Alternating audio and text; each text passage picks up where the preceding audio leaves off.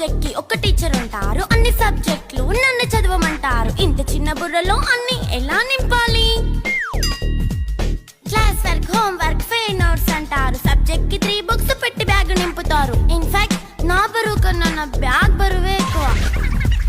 క్వశ్చన్లు, ఆన్సర్లు, సర్ప్రైజ్ టెస్టులు అన్ని దాటుకొని మళ్ళీ స్కూల్ వ్యాన్ ఎక్కేసి అమ్మయ్య ఇక ఇంటికి వచ్చేసామనుకుంటే మార్క్స్ తక్కువ వస్తే చెయ్యాలి అసైన్మెంట్. రిపోర్ట్ కార్డ్ చూపిస్తే ఇంట్లో ఉన్న పనిష్మెంట్. హోమ్ వర్క్ చేయమంటూ మమ్మీ చంపుతుంటుంది. ట్యూషన్ టైం అయిందని డాడీ తరుముతుంటాడు. డాన్స్ క్లాస్ కి వెళ్ళమని తాతయ్య తిడతాడు. స్నాక్స్ తిని వెళ్ళమని నాన్నమ్మ ఆపుతుంది. ఇక అన్నీ అయిపోయాక కాసేపు టీవీ చూద్దామంటే మమ్మీ ఎంట్రీ ఇచ్చింది. బెడ్ యొక్క మంది చిన్న నాప్ తీసేలోపు తెల్లారిపోయింది. అయ్యో మళ్ళీ మొదలు